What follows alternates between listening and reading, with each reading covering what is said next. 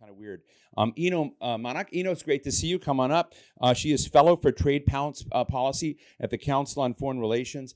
Everett Eissenstat. He's the former he's the partner of the public policy practice group at Squire, Patton, Boggs. He's former deputy national economic advisor. He's someone who worked with me in the U.S. Congress in the 90s and taught me more about trade and economic issues.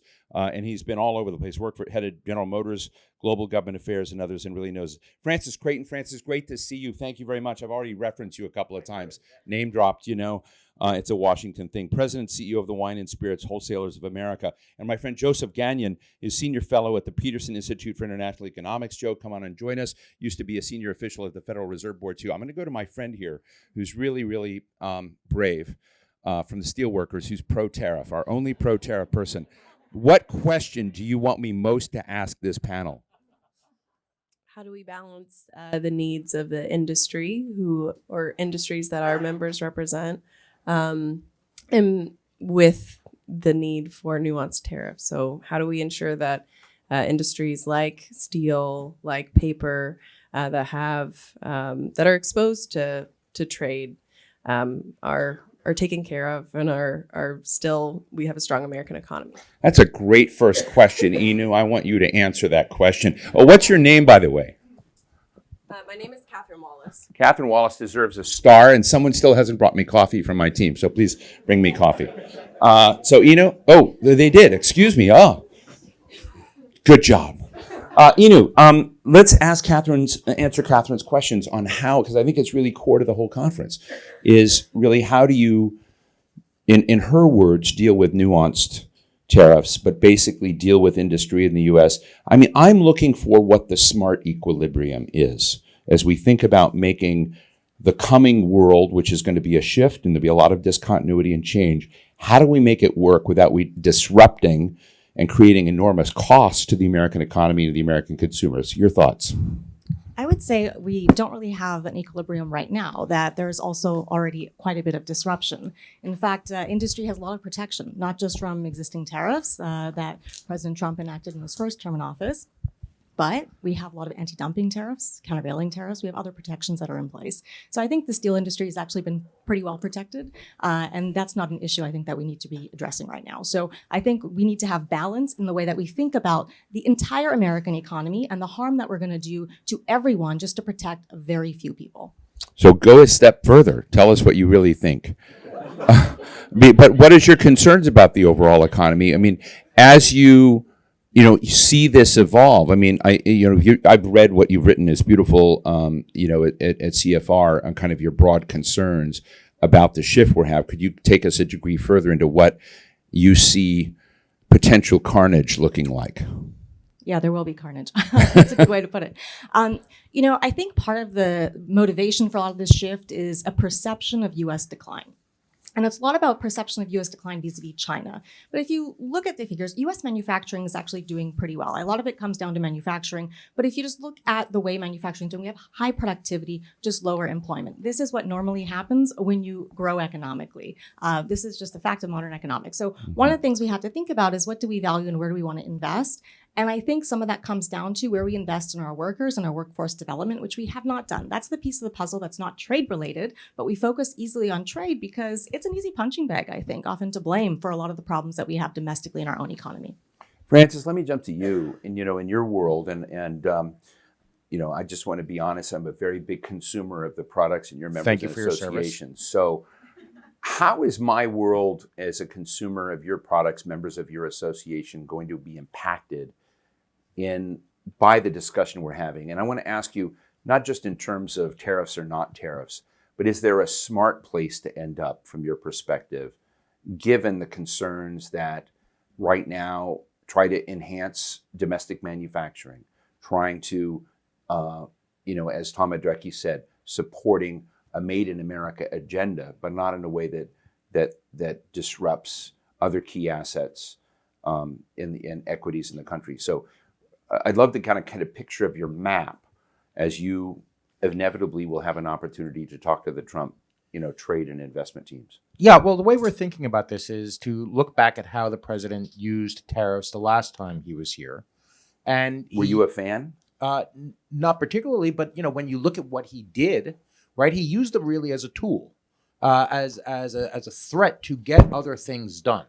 And so when we think about how he, really, how did we get USMCA done? By putting a threat out there, and then people come to the table. So when we talk to the Scotch Whisky Association, the people who actually produce Scotch in Scotland, what we're telling them is, this is the tariffs against you specifically are part of a larger conversation with your government.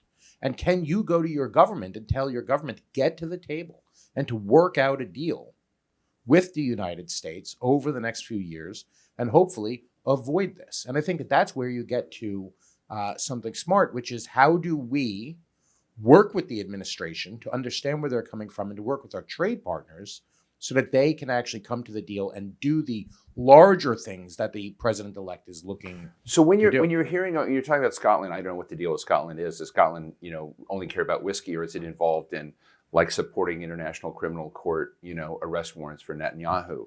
And I raise this because we had a discussion about Ireland's concerns that it may be sanctioned not because of trade issues, but because it supports the international criminal court arrest warrants in things that are completely out there. And I think it's a very interesting part of the trade discussion that we haven't had to have before.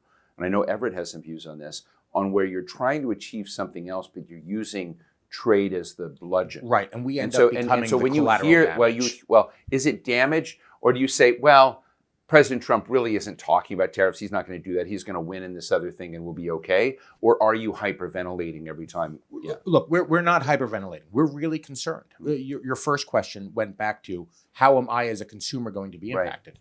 Right. Not only you, but the small businesses in the chain, the family-owned businesses in the chain, right? Someone's got to pay these tariffs. Some of it will be absorbed by wholesalers. Some of it will be absorbed by small mom and pop retailers. So I like McAllen. What's going to happen? And you're going to have to absorb some of those prices. How much? Right? Like how much it's going to? Who's to say? Because we don't know what everyone else. Are you buying it from a mom and pop store and super tight margins, or are you buying it from a Costco or something like that? Right. In some states, do they sell McAllen at Costco? In some states, you can, believe it or not. It's really just Virginia where you can't. And People's Republic of Montgomery County. Yeah. But the issue, that's what I call a tweetable moment. The issue here is really about someone has to pay this tax, and it's not the producer in Scotland; it's us here who pay it, right? And so, do you start seeing prices go up and everything? Yeah, I think you do, but you also see margins shrink for everybody else. The important thing here is that Scotch is Scotch. If you're a Scotch drinker, you're not going to replace your Scotch with bourbon, right? If you want a perfect Bordeaux wine, that's not a perfect California cab, right? They're different. They're from their place. So when we get to nuance, and what's nuance, I think things like commodity products that are easily tradable, things that impact our national security, key factors in our supply chain, these sort of make some sense. But things that are so place specific that there's no real replacement for a product from there to here, are places where we're looking for that nuance to happen. Right. I want to jump to Everett, and I want to also tell our audience, I'm going to go out to you and ask others of you who may not have been as bold as Catherine questions. So get in your mind questions. If you have questions to pose to our panel, we'll be out there. I'm going to walk around in homage to Phil Donahue, who's one of my heroes. So we'll do it like Phil Donahue style. You're aging yourself. I am, but I met him and hung out, and he had a huge, influence. You all know, who knows Phil Donahue? Thank you. There we go. Thank you, Francis, for, emphasizing that. Merry Christmas to you. So, Everett, you are one of the most experienced trade policy practitioners I've ever known, and I've watched you for decades play different roles. You've evolved. You're not, a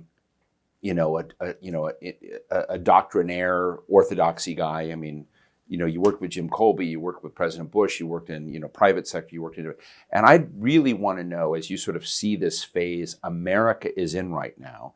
Inu painted a picture where she sees dire consequences of moving into a certain framework and what the consequences to America.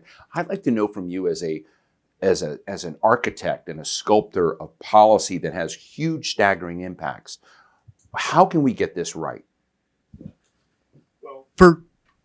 Thank you for having me this morning, and this has already been a great conversation. I learned something every time from your program, so this is excellent. I'm actually somewhat optimistic, and the reason I'm optimistic Just is somewhat optimistic, Okay. because there's a lot of peril out there too. And the question is, how are we able to navigate this, and can we find an end state that's going to put us better off than we are today? Right now, we're not having conversations about trade policy. Trade tools are really dormant. And I think it's a disservice, because we have a very strong economy. We have a very big economy. We've got a big market. People want to access it. And I think tariffs can be used both to incentivize, but also to coerce action. And we've done that throughout history. So one of the things that I think is most interesting, and I really want to bring this point home, is the conversation you just had on wine and spirits and steel. And one of the key pillars that I hope we're able to establish in this conversation over the next 4 years is just recognizing that not everything is created the same. Sectors matter, and you're not going to get the same outcome with the same tools across the board. It's just not going to work. And then you go to the other point, which is, what is it you're trying to achieve? You talked about, the arrest warrant. That's very, very different than ensuring we have a stable and vibrant steel industry. Mm-hmm. So the way I hope we can achieve an outcome that's going to be more positive is, first, clearly defining the objective we want to achieve as a country. And that's going to take a conversation about trade that we need to have. And we are having today, in fact, which is great. Mm-hmm. And then looking at the tools to say, okay, if that's what we want to do, how do we get there in the least harmful way possible to the maximum amount of people, right? I think we can do it. I think it's going to be a bit of a challenge. But at the end of the day, my experience is, whenever you have conflict, it always ends up in a negotiation, because you cannot have a state of internal conflict. People want to find solutions, and when problems exist, it really sharpens the mind to say, okay, well, what can we do to resolve this issue? And engage the mind around, okay, this is what we're going to focus on, this is what we're going to do, and this is how we're going to try to achieve it. So that gives me a bit of optimism, but it's not going to be without a lot of work. And that's really, everybody in this room is going to have a role in that. So you used to work for GM. Now you're a lawyer, so he's willing to work for all of you. But I mean, that's fair, right? But you worked with GM. I'm interested in the audience getting a sense of how that private sector voice is communicated and integrated. And again, going back to this fascinating conversation we had last night, I was kind of blown away by listening to some of the people, former Trump trade administration officials, in the sensitivity that they talked about, the real world nuts and bolts process of looking at, what impacts certain actions would have, interactions with members of Congress, interactions with private sector, paying attention to, what this would do with certain margins in industries. I really never thought the Trump team was that as sophisticated as I heard last night. And I'm interested in how, from your corporate perspective, that voice gets integrated and give our team an understanding of how the interagency process works, so that comes in. Because I have to tell you, I almost never read about it or see it. I think it was one of the most interesting things from the conversation. Yeah, it really is, and it's something that is not heavily advertised. I mean, of course, you have the formal interagency process through USTR, notice and comment. You can provide written comment. You can meet with. That sounds so boring and ineffective, but it's necessary. Right? I mean, you've got to get your position on the But record. is it real, or is it just done pro forma? I think it matters. Box? I mean, to me, when we approach these problems, you've got to have a consistent narrative, right? And the narrative needs to be. There's a lot of voices out there. We have a very, very diffuse government system. There's a lot of stakeholders, a lot of players. You're not going to achieve your objective by talking to one person. Right. You got to get your message out there. It has to be consistent. It has to resonate. And it has to, have durability, which means it has to be true, right? You've got to be, you can't just fool people because they'll figure it out. So in the interagency process, we deliberated at length, and I'll just recall back, we started with, when I was with the administration, we started with the 201 tariffs on washing machines. And that now seems like pretty simple stuff, but it wasn't, and it isn't, because, the duration, the level of tariff, the impact you're going to have, we'd consult, the Council on Economic Advisors, OMB would have a role, talk to the Hill. Think about the impact on our allies. I mean, it's a very, very complicated question. That's just one tool. But let me push you on when you get Inu's take on this. So I know something about washing machines. It's one of the few appliances I know anything about. And GE used to make appliances, and they still do under the brand, but it's owned by Haier Corporation, which is a Chinese corporation which came in, bought GE. And I got to tell you, they invested in this company. They brought in data. They worked with community colleges. They expanded dramatically the employment in the United States. We're now making in the U.S., talk about made in America, because of Chinese investment that's come in, many, many more appliances across the board, dishwashers, appliances. I mean, just don't ask why I know that. I had a tour, I saw it, got to know the people, went to community colleges, workforce issues, we're very much a part of this as well. And it's an example, I think, of a good story. Now, China is part of that story, but you can't say that anymore, it sort of seems like. And I'm interested in what you do when you're running capital deficits, or trade deficits as large as we are with China, and that investment is not coming in. Or can we, as it becomes so politically controlled, we can't look at that synergy, possibly. But your thoughts real quick, Everett, and then I'm going to jump to Joe. Well, I do think that's one of the things we may see a shift, and I'm not I do think there'll be more willingness to accept investment in the United States, particularly in manufacturing. From China? I think so, yeah. I do. Interesting. Right? Inu? But I will make a caveat. I think there's going to be an extensive debate about that, and there are some people in the administration who are going to be adamantly opposed to that, right? Particularly when it comes to high technology. And I do think, as we go back to the point that I tried to make when we put down a pillar of policy making, is we can't look at everything in the same light, and we can't use every tool for the same, right? Because it's not going to work. Inu? Yeah, President-elect Trump said that he wanted companies to invest in the United States. He put that on Truth Social yesterday, right? So saying, bring in your $1 billion investments and it'll be good for the American economy. And I agree, it is good for the American economy. And what you pointed to, actually, is the fact that inward FDI that we take in from our foreign partners, most of it actually comes from Europe. Right? So we have trusted partners that we trade a lot with that are investing here. We know that the jobs created by FDI actually pay higher. Right. There's greater benefits accrued to those folks. And there are added benefits spillover in the communities in which these companies invest. So you have all these communities growing from that investment and all these other businesses growing up there. So there's a positive force to be pushing for a lot more FDI. And this also means for partners that we trust, even in those trusted sectors that Everett mentioned, like steel, we should be approving things like the Nippon Steel deal, right? Because this is a partner that would go to war with us, that we have a lot of security intel that we share with them. So why would it be a threat to us to have them invest here and improve a sector that we care a lot about? So I think that's how we have to kind of think about this in a little bit more nuance, rather than saying this is good or bad. It could be good in some instances and maybe not so good in others. And we really have to weigh that carefully. Fascinating. Joe, I want to jump to you, and I want to, you've got your Peterson trade hat, trade and tariffs well, but you also know the Federal Reserve, like the secret, Mordor of American finance, right? So I think one another element here is, I learned from Clyde Presswitz many years ago in trade, that trade's a function of like savings and investment. And it said you kind of look at this, and America runs major deficits, which other countries essentially invest in. So and a lot of factors, reserve currency status of the dollar makes the dollar strong. You've got other factors beyond trade that are part of the economic profile of this country. And we're talking about consumer packaged goods industry affecting 22.3 million jobs. So as you look beyond just the trade question and tariffs to these other elements of the American economic scene, and we're looking at an industry that thinks all of a sudden it may be in a vice that it can't control, what's your counsel? Well, I think... Is that a fair way to put it? Repeat that last bit. Well, I just want to help this industry navigate the terrain in a smart way. Okay, so it's not, doesn't seem to be working. Yeah, definitely not working. All right. Well, but this one is This one is not working. There you go. All right. Well, I'll just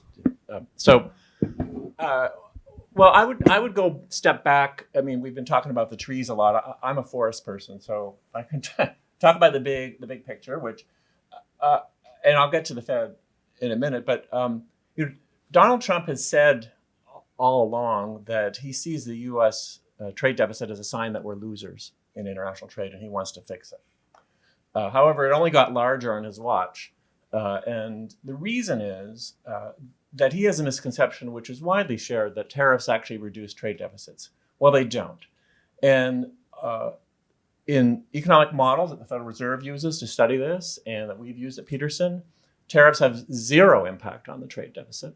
Why is that? Well, if you put a tariff on one country, yes, bilateral balance will go down with China, but it'll go up with other countries. If you put a tariff on one good, yeah, the steel deficit will go down, but other goods deficit will go up. If you put so that what the Trump team seems to have learned is that we got to do across the board tariffs. That was the new thing that came up in this campaign. 10%, 20% across the board. So there's no way that anyone can escape it. It still doesn't work, and that's true in our theories and our models. In plenty of evidence showing that. Why doesn't it work if you've tariffed everybody? Then yeah. Why doesn't it work? So suppose you put a 10% tariff on everything entering the U.S. economy. The dollar goes up 5%. So that means that from our point of view, the cost of all those imports just went down by half of the tariff. So in other words, the tariff has been cut in half. And our exporters are now hurt because their costs have gone up 5% relative to their competitors. So you lose as many exports as you gain. For every winner in all these tariff policies, there's always a loser. Sometimes that loser doesn't know that he's lost because of the tariffs, because it's a big economy and the workings are kind of obscure, but that's the case. The dollar is strong now and getting stronger because the market sees tariffs coming. Do you see a way to make smart tariffs attached to an American industrial policy work? And I should tell you, we're already in some ways doing that. That's essentially what we see around the CHIPS Act. You see around elements of the IRA. You see a lot of policies already in place that stay. And I actually think, when nobody wants to say it, that's going to be one of the strongest bridges of continuity between the last administration and the next administration. But how do you see getting that equation right? I think it makes a lot of sense to use tariffs selectively, as other people have said, if there's a real national security reason that this industry. But the problem is that can multiply. Do you not believe that Scotch is a national security issue? Yeah, I think that's a worry. But if we do this, we must acknowledge that for every industry we protect, farmers are going to be hurt, Boeing's going to be hurt, exporters are going to be hurt. There's going to be as many losers as winners. So you better be sure that we really want these winners. One other element here, because I think it is interesting where you draw the line and not. So I am not, Tom Adrecki has a beautiful little girl. I do not know children or kids or what they buy or need at all. But wasn't there a national security issue about baby product? What was it? The formula. Yeah, baby formula. So formula, I read about it. It's very distant from my experience, but it was a huge issue in America, a huge political issue, which people defined as a national security issue in some ways. And do we have blind spots and vulnerabilities, Joe, that some of your pals at the Peterson Institute are not aware of enough? Steve, I'm probably the wrong person to ask this question. Ask me what we could do about trade deficits, but don't ask me what we could do about specific baby formula. I can tell you about baby formula.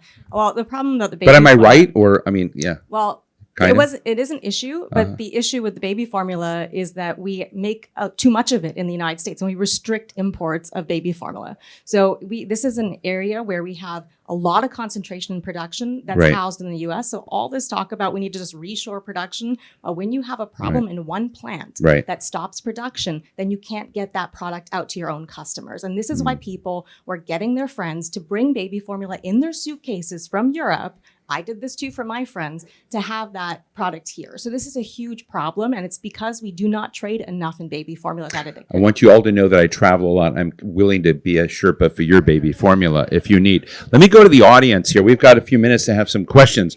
Who's got some thoughts, questions, counterpoints? Let me take right here. Tell us who you are. Thank you. I'm Stacey Baird. I'm with Senator Cantwell. And can we turn on this mic? I can talk into Okay, talk into my mic. Okay. Hi, sweetheart. So I'm Stacey. Merry Christmas. Merry Christmas. Stacey Baird with Senator Cantwell. Oh, thank you so much. Yeah. I'd like to, I like single malts. I like them from Scotland. I also happen to like our Washington single malts, but I didn't know you had them. Oh, We they're, do. they're terrific. Yeah, okay, they are. Really? They're good. Yeah, Yes. and terrific gin also. Can we do, try you're one right. together sometime? I would love okay, that. Great. That would great. be Okay, good. good. But that's not my question. Okay. Although it's relevant. Everybody here has been talking about nuance and the importance of being very careful and the downside of tariffs. But that's not what Trump is talking about. He may be doing it. I'm curious to know if, he's kind of come off of the blanket tariffs and is now talking about our major trading partners of Canada and Mexico. And Right. how do you reconcile the reality of needing nuance?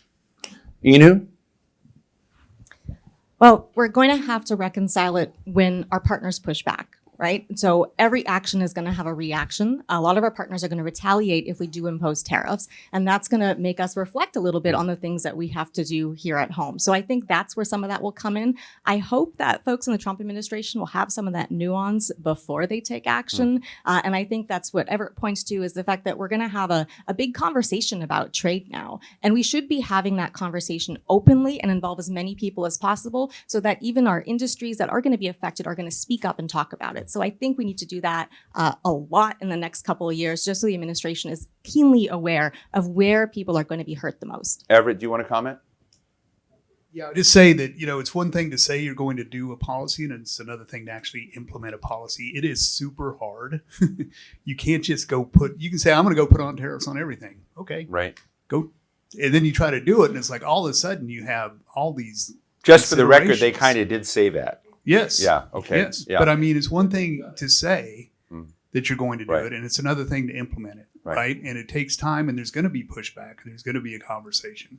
So maybe you don't start with nuance, but as Inu says, I think at the end of the day, you have to segregate the impacts, and you will have a conversation. Right. We'll Francis, have I know some you wanted to nuance. jump in on Washington single malt. I among other things, also a great wine industry up there. It's Ah, really terrific. But what I wanted to say is, let's just acknowledge the fact, though, that all of these issues have been put onto the agenda by President Trump 10 years ago. If we organized an event like this about tariffs specifically, all of the conversation would be about TPP, about expanding markets, about cutting tariffs, everything else. And it is really extraordinary to think that 10 years later, because of one single politician, in effect, and a movement he's built, that we're even having this conversation, right? But what is it that we're trying to achieve with all of these things? What is the president-elect trying to achieve? There are other issues than just the tariffs. And I think that to your point, we lose the forest for the trees if we talk about sectors and everything else, and instead think about what is he trying to achieve, and what can we here in Washington do to help him achieve those other goals, so that he doesn't have to use this tool in his toolbox. That's a really, really great point. I would tell you that Donald Trump connects with the anxiety of Americans about their future more than anyone I've ever seen. So it's just and something to... he knew that yeah. uniquely. If you Yeah. polled on that 10 years ago, Right, you wouldn't see the support that exists now. Right. He saw it and he called it. right. Right here. Yes. David Solomon with American Farm Bureau. We've been talking about tariffs and the use of tariffs as a And tool. ag. And ag. Well, Yeah, there you go. ag has its concerns. Uh-huh. As a tool, perhaps, to get to negotiation.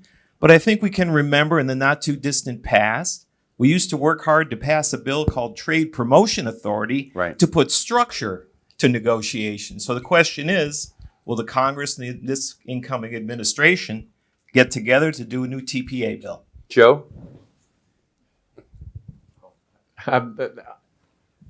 I don't know. I mean, I just don't see. I don't see it. But maybe Everett? That is such a great question. Thank you for asking it. The last time we did a big anything significant in the Congress, and I don't want to be diminishing any of the work that's happened, but the really big push was back in 2015. That was a long time ago. It's time. And it's time to have this conversation. It's time to engage Congress. I was so glad to see Congressman Adrian Smith here this morning. And I believe, and I'm going to predict, and everyone can tell me I'm wrong in 2 years, but I predict that there will be a trade bill in the Congress by hopefully by 2026. And I think the reason is because Congress is going to want to be engaged. We're talking about tariffs both as revenue and tools. I read today an article about members of Congress wanting to think about legislation on the minimum tax bill, the tax proposal is for the OECD. There's so many expired provisions. There's so many customs things that need to be modernized. There's so many TAAs expired. I mean, it's time, and we cannot have a functioning trade policy if Congress is not engaged. And I won't that help President Trump achieve what he wants to do and make it easier? I mean, doesn't TPA actually become a bundler that helps you bundle all of these authorities and solve those problems as essentially rather than doing it piecemeal? Absolutely. And if you go back, and I think Inu may want to comment on this, but I don't, obviously, if you go back to where TPA started, it kind of started here, Reciprocal Trade Act, right? So hopefully we'll get there. Let's go here. Hi, my name is Gabrielle Grubka. I'm with the Canadian Embassy here in Washington. My question. How are things going? They're going well. Canadian Embassy, yeah. Great. My question relates to kind of the nuts and bolts of what happens if tariffs are levied kind of across the board or in perhaps another fashion. We do know that there has been some discussion of reducing the federal workforce, the U.S. federal workforce.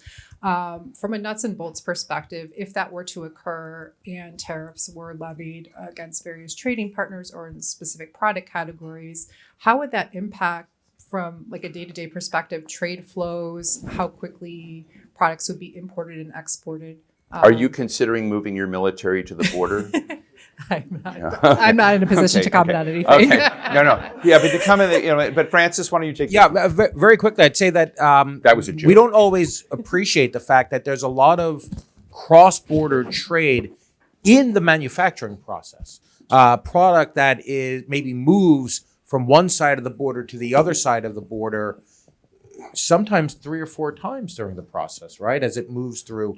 And so what happens to the manufacturing process if you can't get that product in motion physically across the border, right? And things just kind of stopped, right? We saw that with the Suez Canal issue this year. I mean, there's just a lot of practical things, which is, I think, your point, practical things that could be impacted just by not having the people to clear the trucks, not having the bureaucrats to process applications. All of those things take, AI can't do everything. One quick add-on to that, a colleague of mine at Peterson noted that in some of the manufacturing of autos, goods, parts cross the border multiple times, 5 or 6 times in the course of producing a car. A small part goes into a bigger part, goes into a bigger part, and then finally goes into the whole car. If you had to tariff that every single time, even at only 10%, that's just enormously disruptive. So I think that gets to your...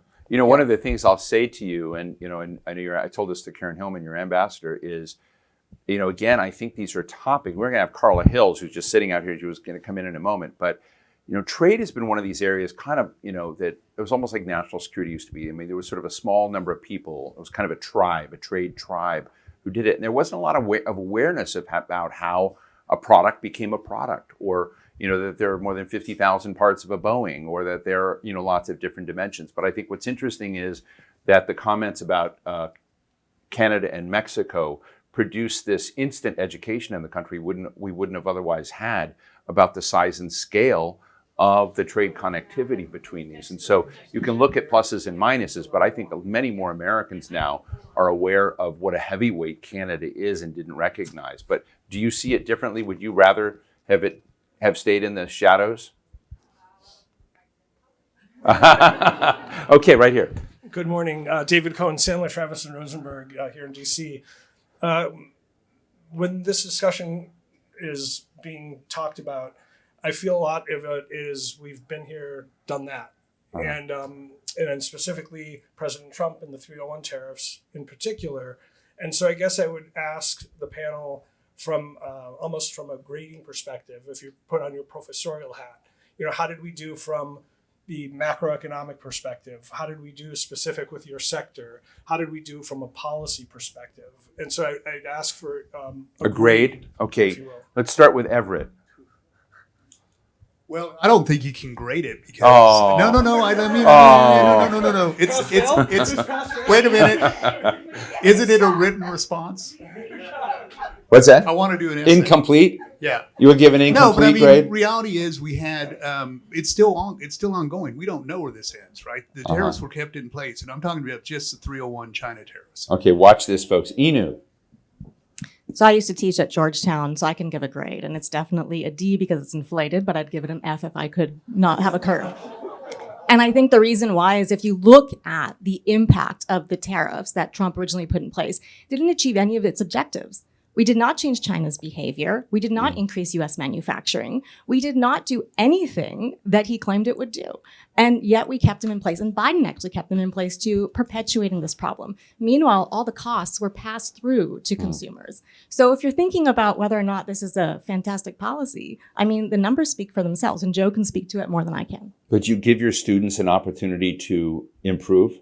Of course. Okay. They can retake the exam, and I hope they do, and maybe they'll get a better grade. Joe? I think you have to say that the first Trump firm failed because they said they were going to eliminate the U.S. trade deficit. It actually got larger, continued to get larger on their watch. The China deficit fell, it's true, but other deficits rose, and that's what matters. But Biden came in and didn't talk about this. So I don't know how to grade him because he never accepted this as an objective. But the fact is that the U.S. Yeah, but the Biden team, and I think some of the Trump team before, really did talk about de-risking the American economy, worried about structural and technological dependence. And, again, out of respect for Bruce Andrews here in the chip area, whatever, I have, watching what's going on. So there was a plan, that has come in, particularly in these strategic industry, national security sectors. Do you grant that? Yeah, I'm being a macroeconomist. Okay, great. That's a I know forest. you guys don't know detail. At the forest level, no progress. Maybe in the certain trees thing, but the overall trade deficit has actually gotten even more rapidly worse under Biden than under Trump. Right. So that is, and I think it doesn't make sense that we should be borrowing so much from the rest of the world. Francis, I don't have too much to add other than to say that what's the grade? the grade probably a B. Oh, wow. Well, and here's why. You want to stay on the Christmas card list. I do not want to put my head up and get it whacked off, if that's what you mean. But I'd also say that it's a big economy. There's a lot of people there, and a lot of pieces of the value chain took slight haircuts so that the impact on the consumer was minimized the first time. I don't know that with the tariffs we're talking about now, and without a cataclysm of COVID and everything that happened from there, if that's what's going to happen this time, because we're talking about big numbers, we're talking about immediate retaliations, we're talking about all of these other things. I don't know that the world plays out the exact same way in part 2 of this movie franchise as it did in part 1. I think things are going to be very different. But if you look at the experience of part 1, the consumer impact in our industry was not felt very deeply. Well, listen, what a fascinating conversation. I want to thank the great questions from our audience. We're going to thank them in a minute. Tell you we've got 2 incredible ambassadors coming up in just a moment. Carla Hills, who's an icon in this discussion, and Jovita Neptune, the ambassador of the EU to the United States. Those are our 2 things. But first with that, I want to thank Inu Manak. Thank you. Candor galore. Thank you so much from the Council on Foreign Relations. Everett Eissenstat of Squire, Patton, Boggs, former Deputy National Economic Advisor. Francis Creighton, who loves single malt scotch, single malt something. I don't know if you're allowed to call it I scotch love from all Washington. of my products. Single, yes, and then fascinating conversation from the Wine and Spirits Wholesalers and Joe Gagnon from the Peterson Institute for International Economics. Let's give him a big round of applause. Thank you all.